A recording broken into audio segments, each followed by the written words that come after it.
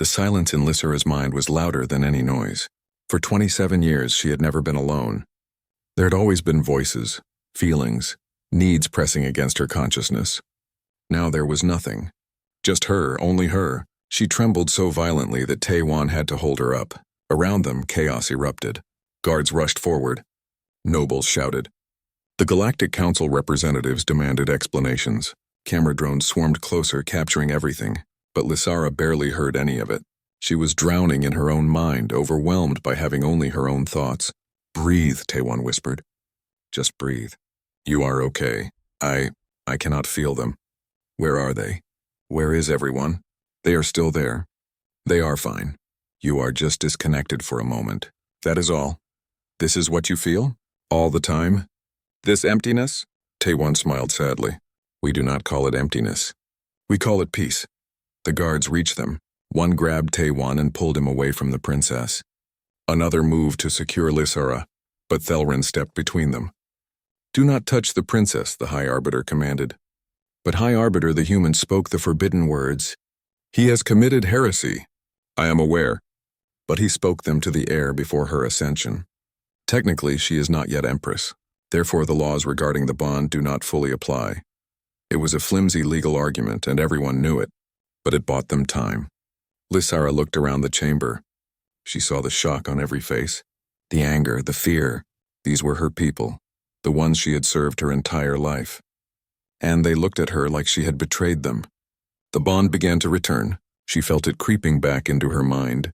Billions of voices clamoring for attention. The weight settled on her shoulders again. But something had changed. Now she knew what it felt like to be free, even for a moment. Now she understood what she was giving up. "No," she whispered. Then louder, "No."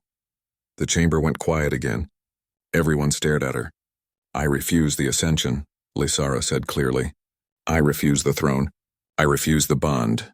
An elderly Velaran noble stood. "Your Highness, you cannot refuse. It is your duty. Your destiny." "It is my choice," Lysara corrected. "And I choose freedom." The chamber erupted. Some nobles shouted support. Others called for her arrest. The Galactic Council representatives argued among themselves. It was chaos of a kind Velarans had not experienced in 3,000 years. Thelrin raised his voice above the noise. "The princess has the right to choose. The ancient laws, before the bonding, granted every Velaran the right to self-determination. Those laws were never formally revoked. They were simply forgotten. Ancient laws have no power here," another noble shouted. "They have as much power as we give them," Thelrin replied. "And I, for one, choose to honor them." Several other nobles stood, joining Thelrin. Taewon counted maybe 20 out of several hundred. Not many, but enough to show that Lysara was not alone. The princess looked at Taewon. "I need asylum. If I stay here, they will force me to ascend. The bond will reclaim me completely." "Earth will grant you asylum," Taewon said immediately. "I guarantee it." "You cannot guarantee anything, Captain," a Galactic Council representative said. "This decision could cause war. Earth is too small, too weak to risk angering the Valoran Empire.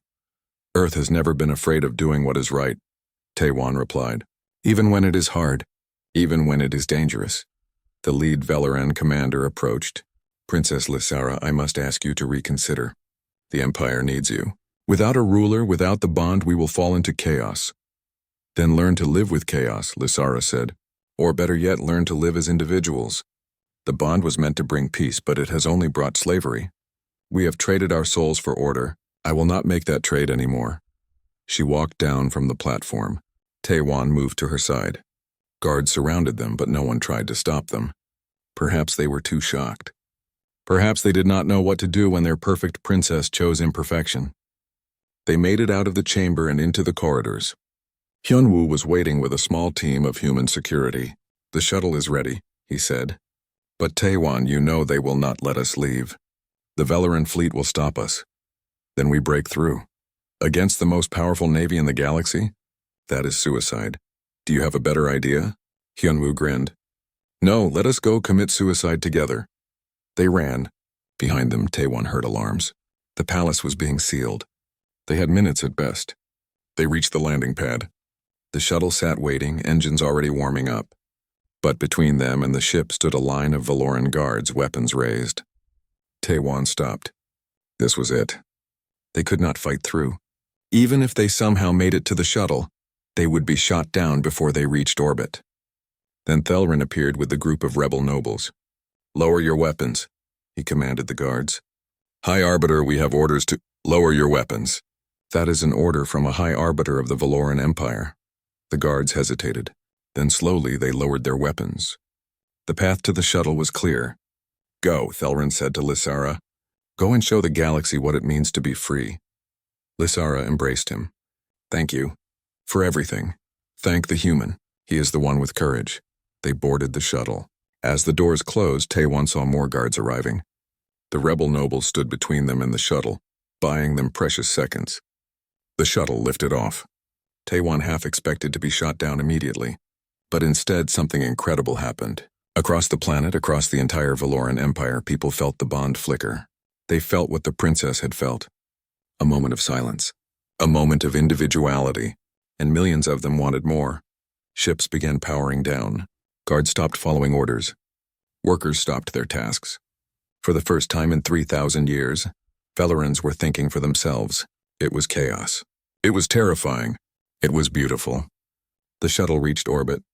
The human ship, the Earth vessel Horizon, was waiting. As they docked, Taiwan received a message from Earth Command. "Captain Taiwan, you are ordered to return Princess Lysara to Valoran custody immediately. Earth cannot risk war over one alien." Taiwan deleted the message. Then he sent his own reply. "With respect, Earth has always stood for freedom. If we abandon that now, we abandon everything we are."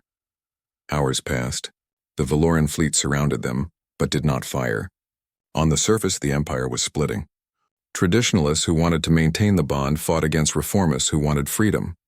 Thelrin led the reformists, using his authority to organize them. Finally, Earth Command sent a new message. This one was from the Secretary General herself. "Captain Taiwan, against my better judgment, Earth will grant Princess Lysara asylum. We will face whatever consequences come. Because you are right. Freedom is worth the risk." Taiwan showed the message to Lysara. She read it and smiled. It was the first genuine smile he had seen from her. "What happens now?" she asked. "Now you figure out who you are. Without the bond. Without the throne. Just you. I do not know who that is. Then you get to discover it. That is the best part." The Horizon turned and began the journey back to Earth. Behind them, the Valoran Empire burned with the fire of change. It would take years to rebuild. Some would suffer, some would die, but for the first time in millennia, they would do it as individuals. Months later, Taiwan stood with Lysara on a hill outside Seoul. They watched the sun set over the city. It was her first sunset on Earth. She had learned to sleep, to eat for pleasure, to laugh, to cry, to feel her own emotions without the weight of billions. "Do you regret it?" Taiwan asked. "Leaving your empire?" Lysara thought about it. "I regret the suffering my choice caused, but I do not regret the choice itself. You taught me something important, Taiwan. You taught me that words have power. 3 simple words: I am, I choose, I feel. They seem so small, but they changed everything. They were always powerful. Your people just forgot." She reached out and took his hand. It was a simple gesture, but it meant everything. A choice made freely. A connection formed without compulsion. A feeling that was entirely her own. "Thank you," she said, "for giving me back myself." Taiwan smiled. "Thank you for being brave enough to accept it." They stood together as the sun disappeared below the horizon. Somewhere in the galaxy, the Valoran Empire was learning to live with chaos, learning to live as individuals. It would be hard. It would be messy, but it would be real, and that was worth any price.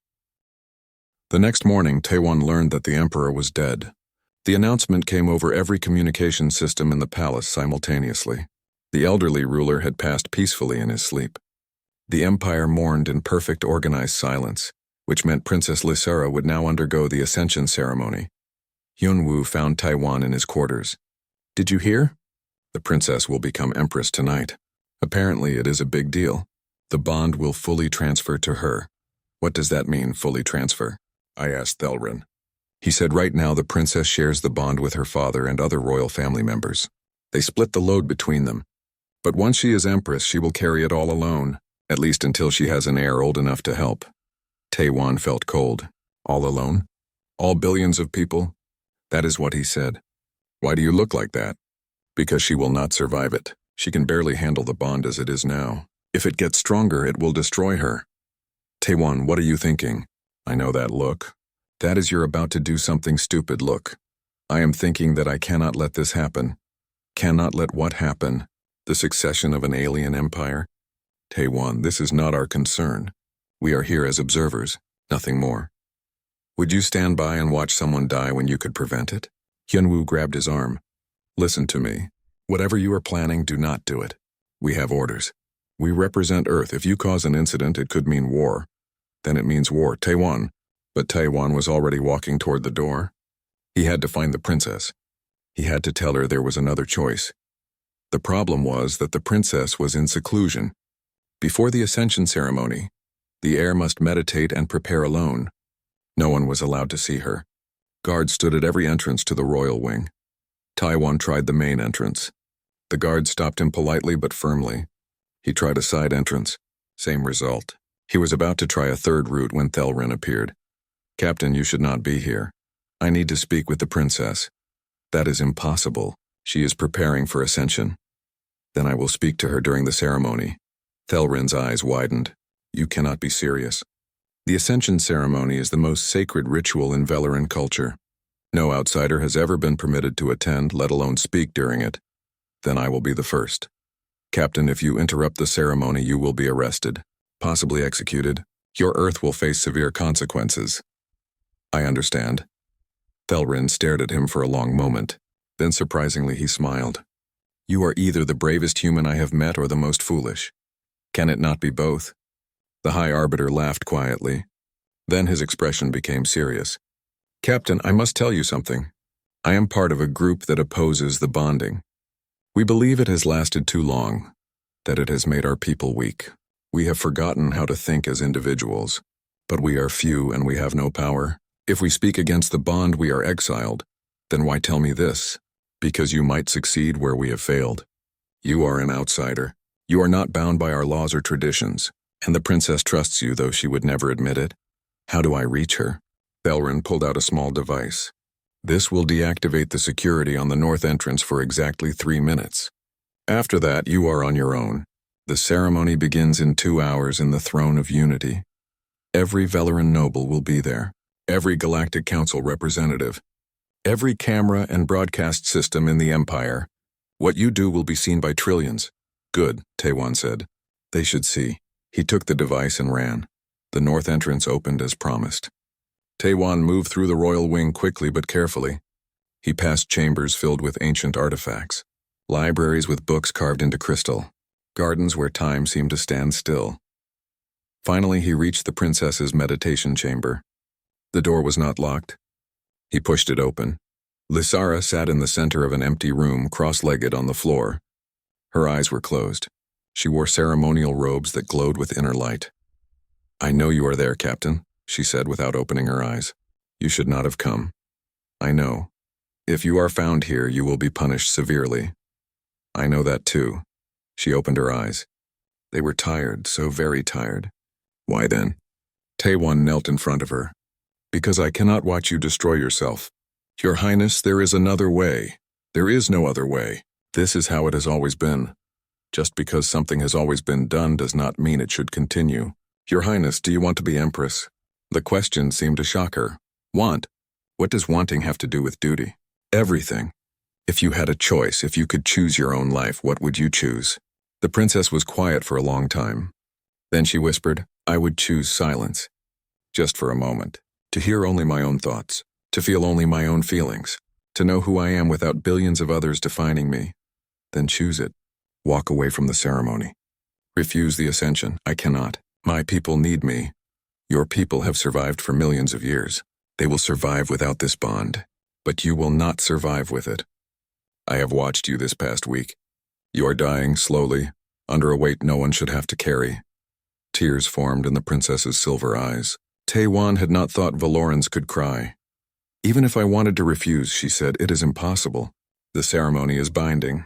Once it begins, I have no choice. The bond will transfer whether I will it or not. Then we stop it before it begins. How? Taewon stood and held out his hand. Trust me, please. The princess looked at his hand for a long moment. Then slowly she took it. He pulled her to her feet. What are you going to do? She asked. Something probably very stupid, but also necessary. I am going to give you a choice. They walked together to the throne of unity. The massive chamber was filled with thousands of beings. Every seat was occupied. Cameras floated through the air, recording everything. The ancient throne sat on a platform at the center, waiting. When they entered, the crowd went silent. The princess was supposed to arrive alone. Having Taewon with her violated every protocol. Thelrin stood near the throne. He saw them and gave the tiniest nod. The princess walked to the platform. Taewon stayed close behind her. Guards moved forward, but Thelrin held up his hand. Let them approach, the High Arbiter said. The princess reached the throne but did not sit. She turned to face the assembled crowd. Taewon stood beside her. My people, she began. Today I was to ascend to Empress. Today I was to accept the full weight of our bond. But before I do, I must say something, the crowd murmured. This was not part of the ceremony. The princess looked at Taewon. He nodded. Then she spoke words that no Velaran ruler had spoken in 3,000 years. I do not want this. I do not choose this. I do not feel joy or honor. I feel only fear and exhaustion, and I have finally learned that I deserve better. Gasps filled the chamber. Several nobles stood shouting protests, but the princess continued. For too long we have called our burden a duty. We have called our suffering a necessity. We have forgotten that there is another way to live. Taewon stepped forward. He had practiced the forbidden words all night, making sure his pronunciation was perfect. Now in front of trillions of watching beings, he spoke them clearly. I am. I choose, I feel. The effect was immediate and dramatic. Princess Lysara gasped and stumbled. Taewon caught her. For the first time in her life, the bond was silent. For the first time in her life, she was alone in her own mind, and she was terrified. The summit continued for 3 more days. Each day, Taewon watched Princess Lysara make decision after decision with perfect precision. She never hesitated. She never showed doubt. She was like a machine designed to govern. But he also noticed other things. The way her hands trembled slightly when she thought no one was looking. The way she sometimes paused mid-sentence, as if listening to something no one else could hear. The way she never ate during the meals, just moved food around her plate. On the 4th night, there was a formal dinner. All the representatives gathered in a massive hall. Servants brought dishes from across the galaxy. Music played, though it was strange music to Taewon's ears. Too precise, too mathematical. Taewon found himself seated near the princess, though several other representatives sat between them. He noticed she had not touched her food again. Hyunwoo, who sat beside him, leaned over. Is it just me, or does the princess look like she is about to collapse? It is not just you, Taewon whispered back. Suddenly, alarms blared through the hall. Red lights flashed. The doors sealed with a heavy thud. Security breach, announced an automated voice. All representatives remain in place. Guards rushed into the hall from side entrances. Taewon saw several figures in dark clothing running along the upper balconies. They were carrying weapons. Down! Hyunwoo shouted, pulling Taewon under the table. Energy blasts lit up the hall. Taewon heard screams and the sound of furniture exploding. He looked around and saw other representatives taking cover. But Princess Lysara still sat in her chair, calm and unmoving. What is she doing? Taewon muttered. Then he saw it. The princess's eyes were glowing brighter than before. The attackers on the balcony stopped moving. They stood frozen, their weapons falling from their hands. Then they collapsed, unconscious. The whole attack lasted maybe 30 seconds. When it was over, guards secured the unconscious attackers. The automated voice announced the all clear. Representatives slowly emerged from hiding.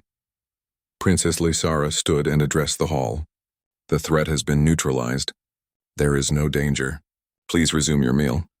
Her voice was steady, but Taewon saw her sway slightly. Without thinking, he moved toward her. He reached her just as her legs gave out. He caught her before she hit the floor. Your Highness. Her skin was cold. Her silver eyes looked at him but did not seem to see him. Guards rushed forward, but Thelrin held up a hand. Get her to her private chamber, the High Arbiter ordered. Captain, you will carry her, quickly. Taewon lifted the princess. She weighed almost nothing. He followed Thelrin through corridors that seemed to stretch forever. Finally, they reached a door that opened into a room much simpler than Taewon expected. There was a bed, a desk, and nothing else. No decorations. No personal items. Nothing that suggested anyone actually lived here. Put her down, Thelrin said. Taewon laid the princess on the bed. Her eyes were closed now. Her breathing was shallow. What happened to her? Taewon asked. She used her full power to stop the attackers. It drained her completely. She will recover, but it will take time. Full power? You mean the telepathic bond? Thelrin looked at him sharply. What do you know about the bond? I know it connects her to billions of people. I know it is always active.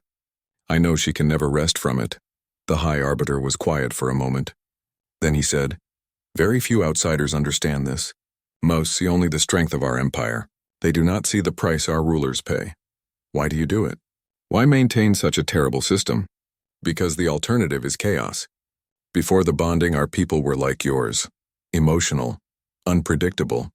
There were wars, famines, suffering. The bonding ended all of that. Is the price high? Yes, but millions of lives are saved. At the cost of one life, Taewon said, looking at the princess. Her life. One for billions. It is logical. Logic is not the same as right. Thelrin studied him. You are a strange human, Captain. Most of your kind accept that rulers must sacrifice for their people. Why do you question this? Because on Earth we have a saying. No one person should have to carry the weight of the world. Not alone, the princess stirred. Her eyes opened slowly. She looked confused for a moment, then focused on Taewon. Captain, she whispered, why are you here? You collapsed, Your Highness. I caught you. She sat up slowly, pushing his hands away. I do not need assistance. I am recovered, but she was not recovered. Taewon could see it. Her hand still shook. Her skin was still too pale. Your Highness, you need rest. I need to return to the summit. The representatives will worry if I am absent. The summit can wait one night. You almost died. The princess's eyes flashed with anger. I did not almost die. I used my abilities to protect the gathering. This is my duty. Your duty is killing you. The words came out louder than Taewon intended. The room went silent. Thelrin took a step back. The princess stared at him with an expression he could not read. You forget yourself, Captain, she said quietly. Maybe. Or maybe everyone else has forgotten what it means to be alive. Your Highness, when was the last time you did something just because you wanted to, not because it was your duty or because billions of minds needed you to do it? When was the last time you made a choice just for yourself? I do not have that luxury. Everyone should have that luxury. That is not luxury. That is life. The princess looked away. You do not understand. If I were to think only of myself, if I were to disconnect from the bond even for a moment, people would die. Decisions would not be made. The empire would begin to collapse. I am not a person, Captain. I am a function, a necessary component in a vast machine. You are a person, Taewon insisted, and you deserve better than this. What I deserve is irrelevant. Thelrin cleared his throat. Captain, perhaps you should leave. The princess needs rest. Taewon wanted to argue, but he knew it would not help. He bowed stiffly and left the room. In the hallway, he pulled out his tablet and sent another message to Jiwon. I need to know more about breaking the Valoran bond. Is it possible? What would happen? Her response came an hour later. Possible, maybe, but dangerous. The bond has existed for 3,000 years. Breaking it suddenly could cause severe psychological damage to every bonded Valoran. However, I found references to the forbidden words again. They seem designed to create temporary disconnection. A person who hears them in Valoran can experience a brief moment of individual consciousness. This is why they are so feared. But Taewon, the penalty for speaking them is permanent exile. For both the speaker and the listener. Taewon sat in his quarters and thought about 3 simple words. Words that meant I am, I choose, I feel. Words that could give the princess even a moment of freedom. He thought about the risk. Exile, disgrace, the end of his career. Possibly war between Earth and the Valoran Empire. Then he thought about the princess's face. The exhaustion, the loneliness, the weight she carried every moment of every day, and he made his decision. The summit began at dawn, which on Valora Prime meant when all three suns rose above the horizon. Taiwan arrived 10 minutes early. He would not make the same mistake twice. The conference chamber was smaller than the grand chamber, but no less impressive. A circular table dominated the center of the room, its surface made of some material that looked like frozen water. Representatives from 15 species sat around it, each in their designated position according to some protocol Taiwan did not fully understand. Princess Lysara sat at the head of the table. She looked exactly as she had the day before. Perfect posture, flawless appearance, not a hair out of place. But Taiwan found himself watching her eyes. In the right light, he could see faint shadows beneath them. The summit will address 3 primary concerns, the princess announced. Resource allocation in the outer territories, trade route security, and the petition by the human species for expanded settlement rights. Taiwan listened as the other representatives spoke. Most of them were polite but firm. Humanity was too young, too unpredictable, too emotional to be trusted with more territory.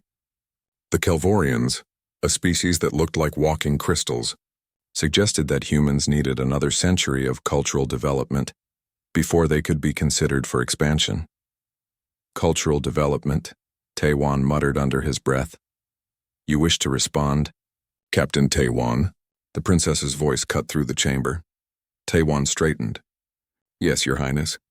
With respect to the Kelvorian representative, humanity has maintained peaceful relations with all contacted species for 30 years. We have honored every treaty, followed every regulation. What more must we do to prove ourselves? A representative from the Tharn Collective, a species with 4 arms and skin like tree bark, made a sound that the translator interpreted as laughter. You ask what more you must do? Perhaps you could start by controlling your emotions. We have all seen the reports. Human diplomats who shout during negotiations. Human traders who argue about prices.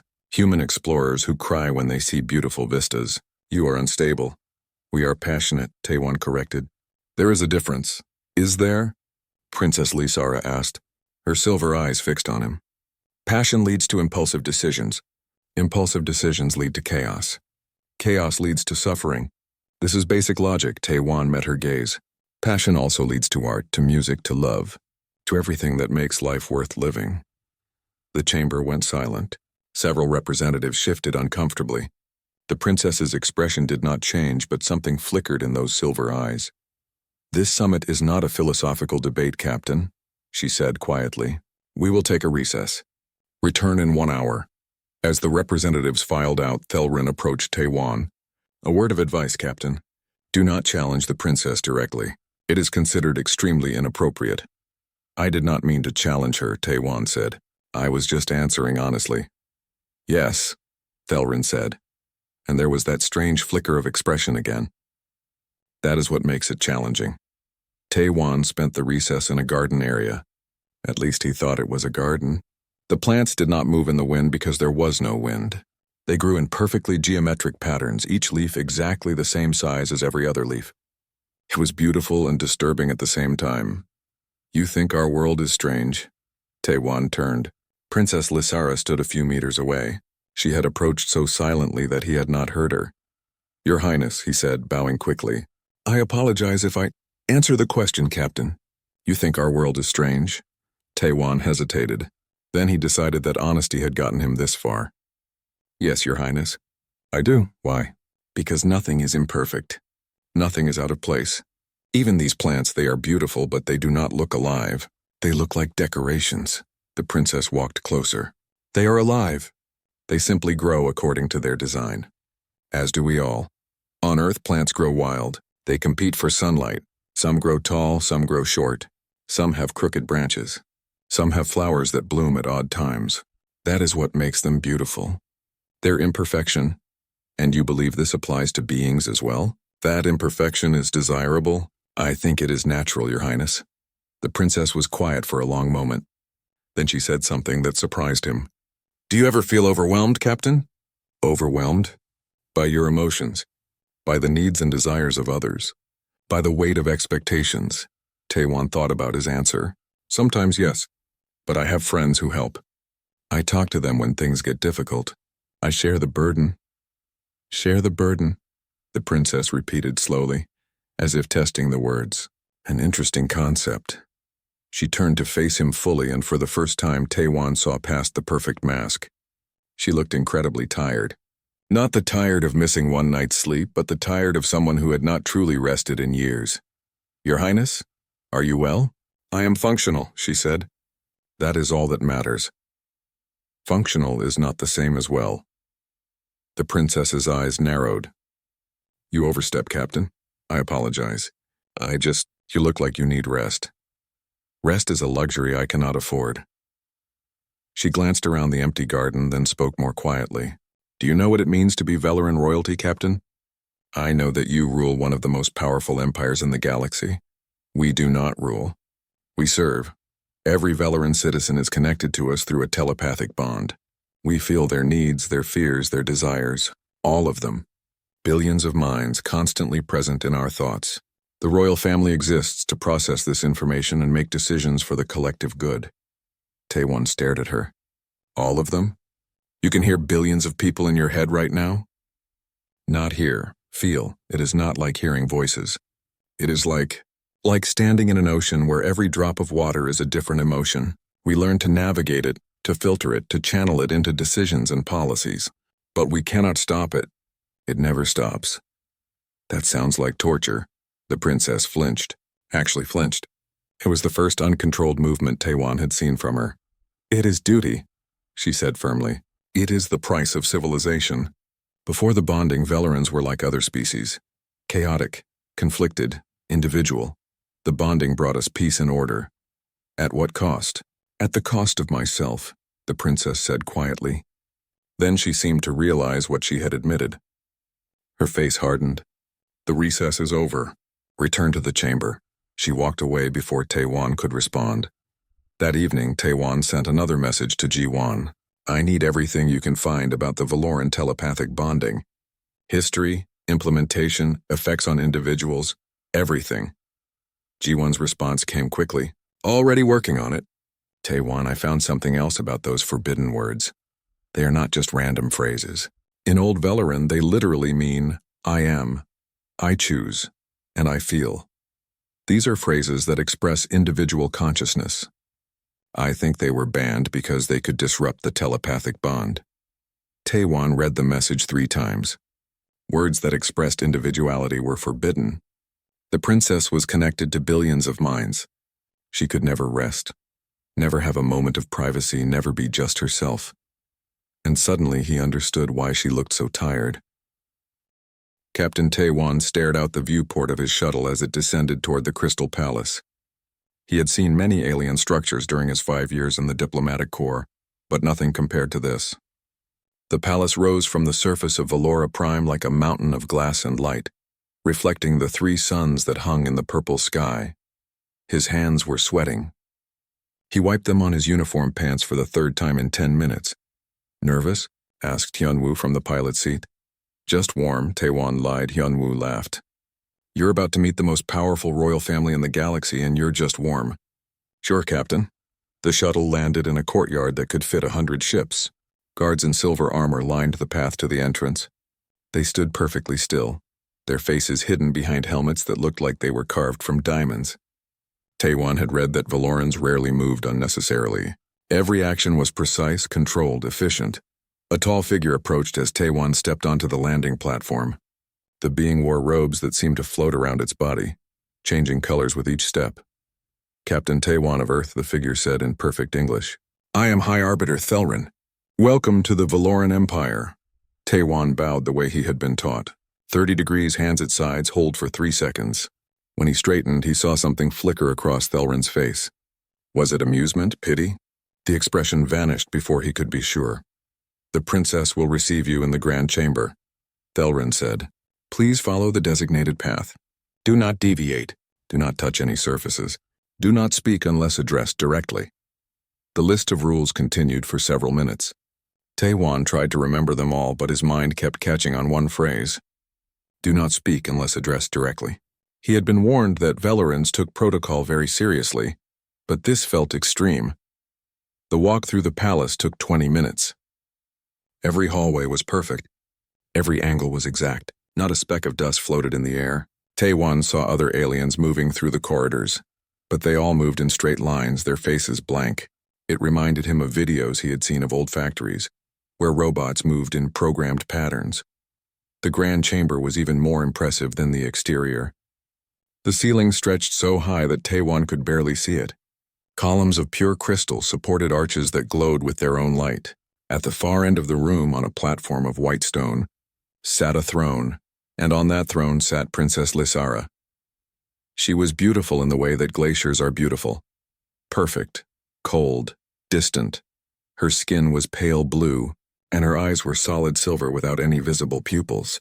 Her hair, if it could be called hair, moved like liquid mercury around her shoulders. She wore a crown that seemed to be made of frozen starlight. "Captain Taewon of Earth," she said. Her voice echoed through the chamber. "You may approach." Taewon walked forward, counting his steps to make sure he stopped at the correct distance. 10 meters from the throne, as he had been instructed. He bowed again. "Your Highness," he said, "I bring greetings from Earth and humanity. We are honored to—" "You are late," the princess interrupted. Taewon blinked. I arrived at the scheduled time, Your Highness. Your shuttle landed 3 minutes and 17 seconds after the appointed hour. In Velaran culture, this is considered disrespectful. I apologize, Your Highness. The atmospheric entry took longer than— Explanations are irrelevant. Time is absolute. You were either on time or you were not. You were not. Taewon felt his jaw tighten. He forced himself to relax. This was exactly what his superiors had warned him about. Velarans did not understand flexibility or excuses. They saw the universe in binary terms. Right or wrong, on time or late, proper or improper. You are correct, Your Highness, he said carefully. I was late. I apologize. The princess studied him for a long moment. Her silver eyes seemed to look through him rather than at him. You will be assigned quarters in the eastern wing, she said finally. The summit begins tomorrow at dawn. Do not be late again. She waved her hand and Thelrin appeared at Taewon's elbow. This way, Captain. As Taewon turned to leave, he glanced back at the princess. For just a moment he thought he saw something in her perfect face, a tightness around her eyes, a slight slump in her shoulders. She looked tired, more than tired. She looked exhausted in a way that went deeper than missed sleep.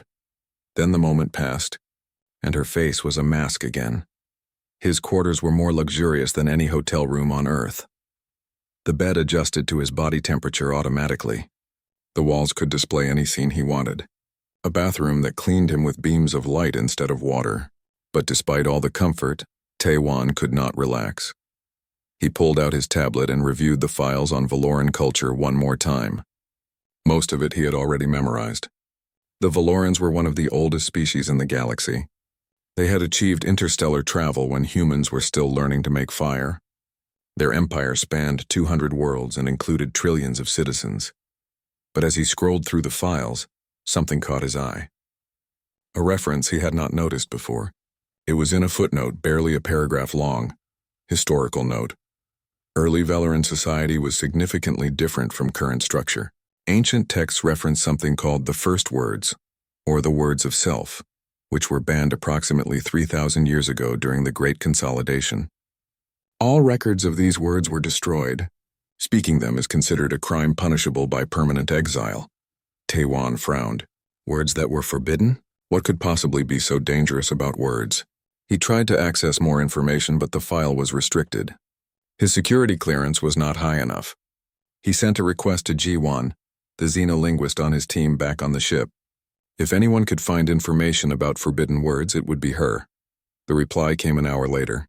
The message was marked urgent. Captain, I found something. It's not much, just fragments from an old database. Most of it is corrupted, but I managed to extract one phrase. I'm sending it to you now, but be careful. The file seems to have some kind of security protocol attached to it. It started deleting itself as soon as I opened it. Taewon opened the attachment. Static filled his screen for a moment, then cleared. He saw 3 words in Valoran script, along with their phonetic pronunciation and translation. Before he could read them carefully, the file began to dissolve. The words vanished one by one, erasing themselves as if they had never existed. But Taewon had always had a good memory. He whispered the phrase to himself once, committing it to memory. Then the file was gone completely. Taewon sat in the silence of his perfect room and wondered what he had just learned. 3 simple words. They did not sound dangerous. They did not sound like anything special at all, but someone had worked very hard to make sure no one ever said them again.